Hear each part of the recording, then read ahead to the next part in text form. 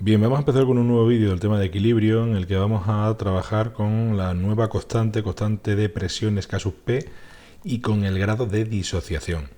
Pero bueno, para que nos situemos un poquillo donde estamos, pues recordamos lo que hemos visto en vídeos anteriores en este tema, que era la definición de la constante de equilibrio de concentraciones, la constante K sub C, que para una reacción elemental del tipo de la que mostramos ahí en pantalla, pues nos quedaría esa expresión. Recordamos que la ley de acción de masa decía que la constante de concentraciones es igual al producto de las concentraciones de los productos C y D elevado a sus coeficientes estequiométricos, C y D minúscula, dividido entre la concentración de A y de B elevado a sus coeficientes estequiométricos.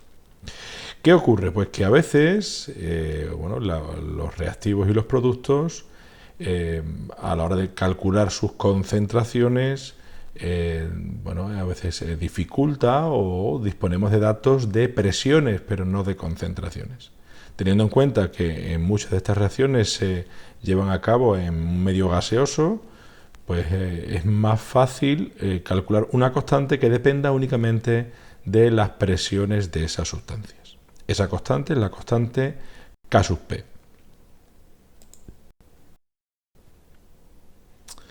Es decir, en las reacciones en las que solo intervengan gases, son reacciones homogéneas en las que solo intervengan gases, va a ser más sencillo medir las presiones parciales de cada gas que las concentraciones. Por lo que podremos definir esta nueva constante K sub P, del mismo modo que hemos hecho en el caso del K sub C, de la siguiente manera.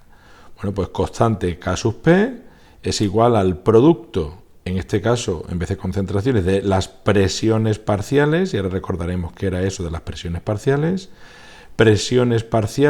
de los productos C y D, elevado a sus coeficientes, que son los exponentes, dividido por las presiones parciales de los reactivos A y B, elevado a sus coeficientes. Como vemos, es una expresión muy similar a la que hemos utilizado en la constante de concentraciones, pero en este caso, en vez de trabajar con concentraciones, vamos a trabajar con presiones. Cuando el dato del problema sean presiones, pues utilizaremos esta ecuación. Ahora bien, podemos pensar, ¿existe alguna relación entre esta constante de presiones y la constante de concentraciones? Puesto que las presiones parciales de un gas, a través de la ecuación de los gases, están relacionadas con la concentración. Entonces, ¿habrá alguna relación entre ellas?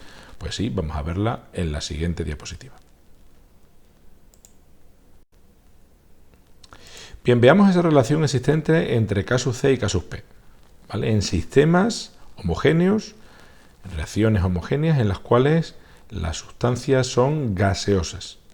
Y por tanto podemos considerar que esos gases se comportan como si fuesen gases ideales y verifican la ecuación de los gases ideales.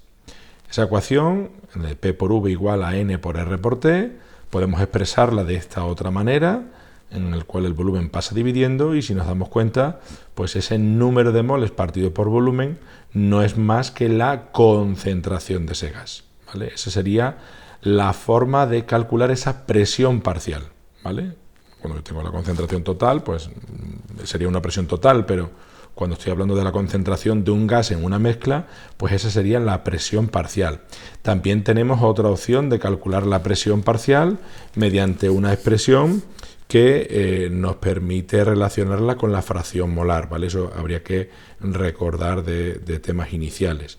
Entonces, la presión parcial, además de calcularla de esta manera, de forma de concentración por R por T, se podría calcular como la fracción molar del gas A, ¿vale? La presión parcial del gas A, la fracción molar del gas A por la presión total. A veces nos interesará más utilizar una expresión, la de concentración por R por T, o la de fracción molar por presión total, en función de los datos que tengamos. ¿Cómo se calculaba la fracción molar? Recordemos. Bueno, pues la fracción molar del gas A sería el número de moles del gas A partido por el número total de moles en el equilibrio, ¿vale? El número total. Y multiplicado por esa presión total del equilibrio, que a veces es un dato del problema. Por eso digo que a veces esta segunda expresión es más útil y nos permite calcular la presión parcial más fácilmente que a través de las concentraciones. Utilizaremos las dos. Bueno, pues según eso, si colocamos aquí la fórmula de K sub P que hemos visto en la diapositiva anterior, pues K sub P es el producto de las presiones parciales elevado a sus coeficientes. Puesto que las presiones se relacionan con las concentraciones, podemos cambiar esa expresión por esta otra, en la que aparece la concentración de cada sustancia por R por T elevado al mismo coeficiente, y aglutinando todas las concentraciones por un lado y el producto RT con sus respectivos exponentes por otro, pues nos quedaría una expresión como esta que indicamos aquí, ¿vale? Que K sub P es la relación existente entre K sub P y K sub C. K sub P es igual a K sub C por RT elevado a incremento de N. ¿Qué es ese incremento de N? Bueno, ese incremento de N es el incremento del número de moles de la ecuación ajustada. Ese incremento de N es la suma de C más D, minúscula, que son los coeficientes de la ecuación ajustada, menos la suma de A más B, ¿vale? Eso sería ese incremento de esa variación del número de moles de gas. De tal manera que si no hay variación en el número de moles de gas, es decir, hay el mismo número de moles en la ecuación ajustada en los reactivos y en los productos, pues en ese caso incremento de N valdría 0 y por tanto RT elevado a 0 sería 1, y eso quiere decir que en esas reacciones en las que no hay variación del número de moles de gas, K sub P y K sub C son iguales. Vale, ahí indicamos donde el incremento de número de moles de gas en la ecuación ajustada, como hemos dicho. Además, esta constante K sub P tiene otra utilidad, es que nos permite analizar la espontaneidad del proceso. A veces en los ejercicios nos lo preguntan, nos piden calcular la constante K sub P y después nos dicen, analiza si el proceso será espontáneo o no espontáneo. ¿Eso a qué es debido? A que existe una relación entre la K sub P y la variación de la energía libre de Gibbs. ¿Vale? Esa relación termodinámica es la que mostramos ahí, que la variación de la energía libre de Gibbs es igual a menos R. Recordamos que R, al estar hablando de energía, no es 0,082, sino 8,31, 8,314, por la temperatura en Kelvin y por el logaritmo neperiano de K sub P. ¿Vale? Y eso nos daría si la reacción es espontánea o no. Si la variación de energía libre de Gibbs es menor que 0, pues consideramos que esa reacción se produce de manera espontánea.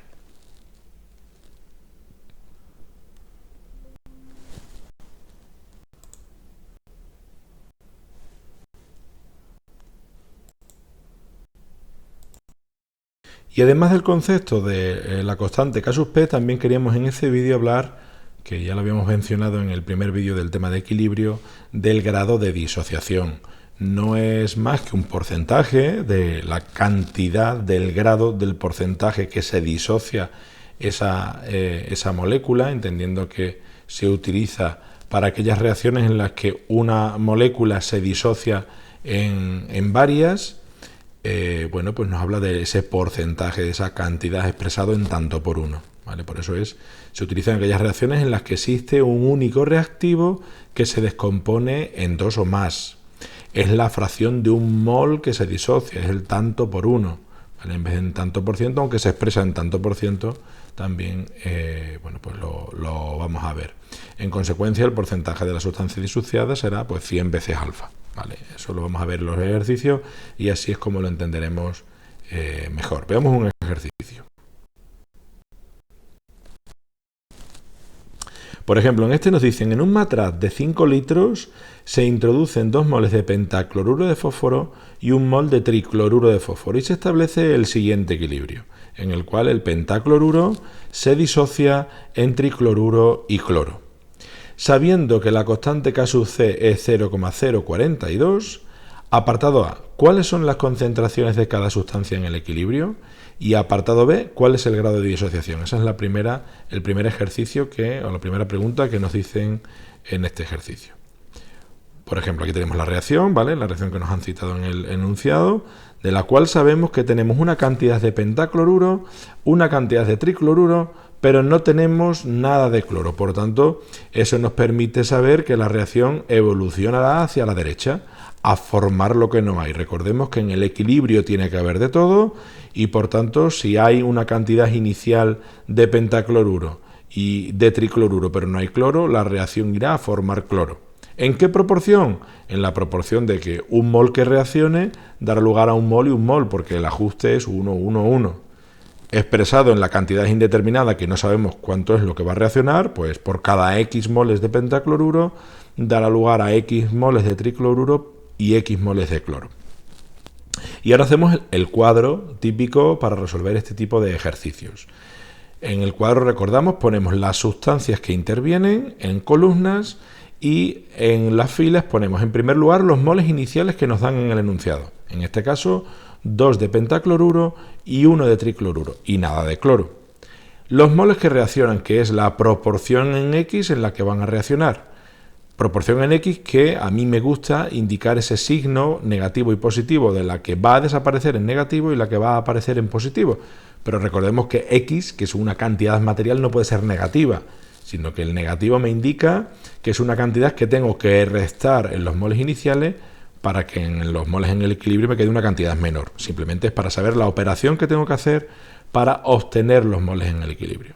Por eso los moles en el equilibrio de pentacloruro serían 2 iniciales menos X que reaccionan, de tricloruro 1 inicial más X que reacciona, y de cloro, como no tenía nada, pues 0 más X, pues X. ¿Cómo calcular las concentraciones? ¿Qué es lo que me piden? Pues dividiéndola entre el volumen. Las concentraciones, recordemos que son moles entre volumen. Por tanto, me daría 2 menos X partido por 5, 1 más X partido por 5 y X partido por 5. El objetivo para calcular esas concentraciones es calcular la X.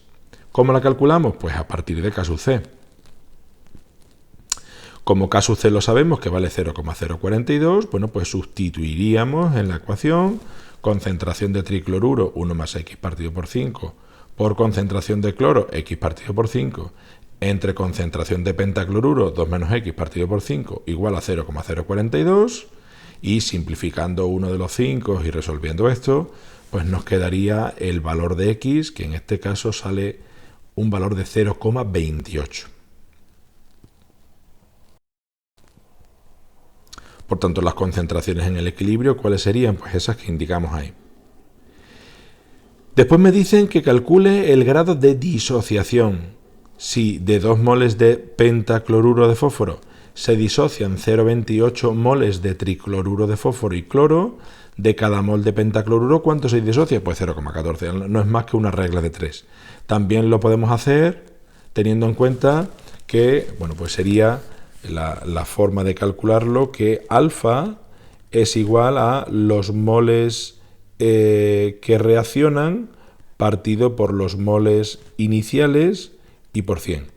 ¿Vale? Como los moles que reaccionan en este caso para el pentacloruro eran 0,28, que era el valor de X, entre los moles iniciales, que es 2, y por 100, bueno, pues 0,28 entre 2, 0,14%, total 14%.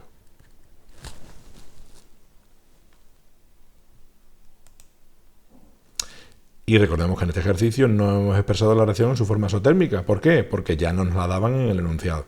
¿Vale? Lo que llamamos como un acuerdo, el que la reacción tiene que estar expresada en su forma isotérmica, pero siempre que no te la den escrita. Aquí nos la daban escrita, pues nada, nos olvidamos de eso y la dejamos como está.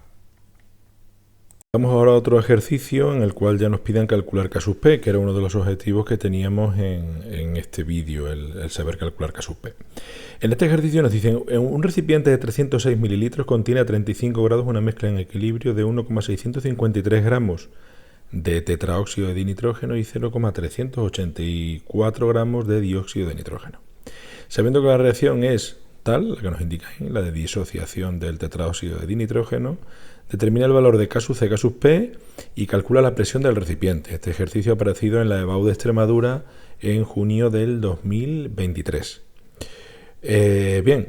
Muchas veces el alumno no se da cuenta de una palabra clave en este enunciado y empieza a plantear la tabla típica en la cual indicamos los moles iniciales Pero en este caso no tenemos que partir de los moles iniciales porque ya nos están diciendo que es una mezcla en equilibrio. Es decir, que directamente para esta reacción, para la reacción de N2O4 para dar 2NO2, bueno, pues ya sabemos los moles en el equilibrio. Por tanto, bueno, pues podríamos hacer un cuadro simplificado, pero partiendo del nivel de moles en el equilibrio. Moles en el equilibrio para el N2O4 y para el NO2.